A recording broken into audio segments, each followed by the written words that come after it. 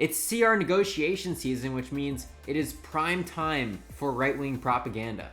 Let's be clear, the only thing Chuck Schumer wants is to extend the enhanced premium tax credits passed under Biden, because that provides a clear health benefit, insurance premium benefit to every single American in the risk pool. That is his only obvious negotiation, right? Every single other Republican website you've seen saying that he wants something else, or that his demands are a $1.5 trillion ransom package, are lies.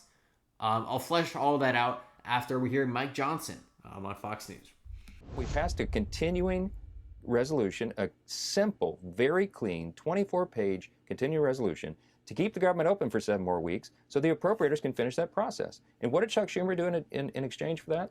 He declined it, they voted against it, and he said, no, instead, I want to add $1.5 trillion in new spending to a 7-week stopgap bill, and I want to, as you mentioned, we want to reinstate free health care to illegal aliens paid for by U.S. taxpayer dollars. We want to claw back the $50 billion that we passed, Republicans passed, in our big, beautiful bill, the Working Families Tax Cuts, to provide for rural hospital and health care. All right, let's just stop there and acknowledge the idea that Chuck Schumer wants to rescind the $50 billion rural hospital bill or fund is completely false. He has criticized it in the past. So would anyone who even thinks about it for a second, right? All this money is going into Republican states who aren't getting penalized because they include non-qualified immigrants on their insurance coverage statewide, out-of-state dollars. Also, these are not federally funded state matching programs, right? If a state chooses to go outside of the periphery of federal funding for Medicaid, then they must do it with state dollars, right? And this big beautiful bill, in my estimation, in defiance of the 10th Amendment, to be honest, kind of coerces states to not do that. It gives them a federal coercion in terms of cutting the matching rate so that even the legal Medicaid people get less funding. This is not about federal funding for illegals, right? So all of that's not true. Chuck Schumer does want to get that back, but that's not his main proposal. Guess what? Republicans don't even know what the main proposal is because they won't even talk to them. They are hard and rigid on this clean CR. Clean CR, even though they funded all of 2025 on a dirty CR that cut childhood cancer research. And increased military spending. So, and the idea that Democrats have voted for this in the past, this is a completely different scenario. You just passed a massive tax cut bill and entitlement cut bill, right? That changed massive things about the budget. So different scenarios there. Let's keep watching those. And a laundry list of other partisan priorities. He knows it's a non-starter. He's trying to, quote, show a fight against Trump, and it makes absolutely no sense. All the while, lawmakers left and right have been saying we've got to get back to pre-COVID spending. How do you get back to pre-COVID spending when you're bringing some of those subsidies that were issued during COVID emergency?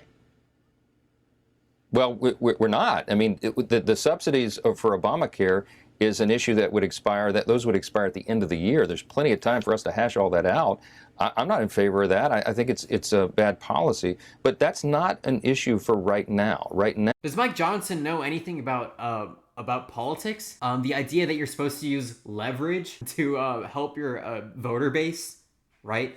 We have leverage here of a government shutdown, right? The right wing is leveraging it and the left wing is leveraging it. The right wing does it as much as the left wing as they should, and the left wing has not leveraged it enough.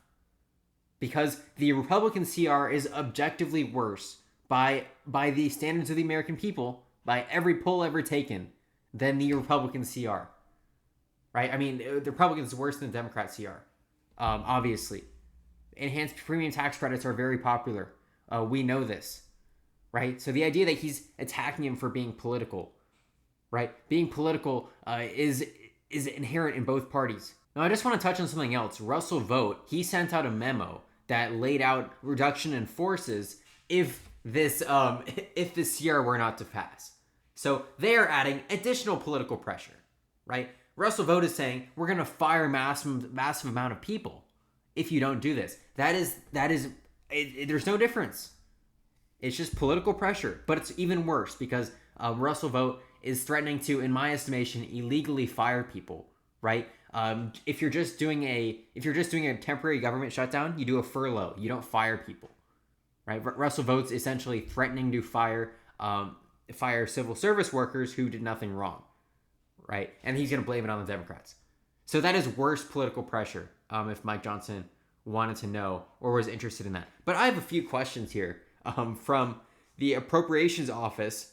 The Republicans, so they want Democrats to answer just a few questions about why they wouldn't vote for the CR. So I'm going to pop those up right now. How does voting for a government shutdown protect the operations of the federal government? Well, who is voting for the government shutdown? The side that will not negotiate or the side that will, right? The side that is standing up for its voter base, right? Both sides, this is the problem with bilateral negotiations. Both sides can claim that the other side has veto power and that it's abusing that veto power. So that's a nonsensical question, really.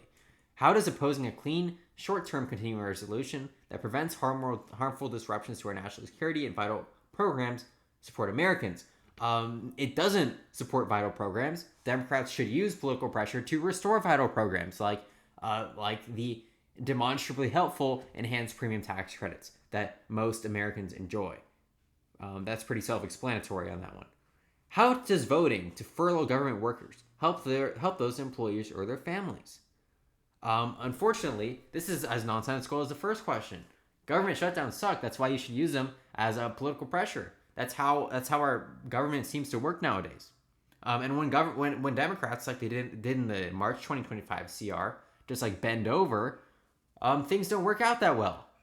Turns out that we use the tools we have in our government as it is set up to advance our political agendas in whatever means necessary. And unfortunately, that has side effects. But Trump can also mitigate those side effects by not having his director of the OMB saying that he's going to permanently fire people if Republicans don't cede to any of these demands, which are not even extravagant demands, right? How is this clean CR different than the many they voted for previously? Well, something just happened recently that called the Big Beautiful Bill. Changed the budget, right? Context is different. All of his demands come from the Big Beautiful Bill. Absurd provisions that were passed in a bill that skirted on the edge of violating the bird rule. Cut many vital programs demonstrably, and it will have a negative downstream impact on people's health. Certainly because it didn't renew the enhanced premium tax credit. Right, that's the most obvious one. There's many more. How does forcing a shutdown help good faith negotiations on 3 conference bills already underway? It doesn't. Those conference bills, like many conference bills under Biden, will get passed because they're just like water, pretty bipartisan bills. You have 9 other ones that are not going to get passed. You're going to have to pass an omnibus bill anyways. You just want Democrats to give up their only political leverage and say, to pass all this bipartisan stuff that doesn't really matter, we're just going to give up this leverage and let you guys do whatever you want because now we do not have this leverage anymore. That's what they want. And good faith negotiations. Talk about good faith negotiations. Trump isn't even talking to Democrats. He goes on Fox and Friends and says you shouldn't talk to him. Do a clean CR. Stay super hard and rigid. You're a hard liner.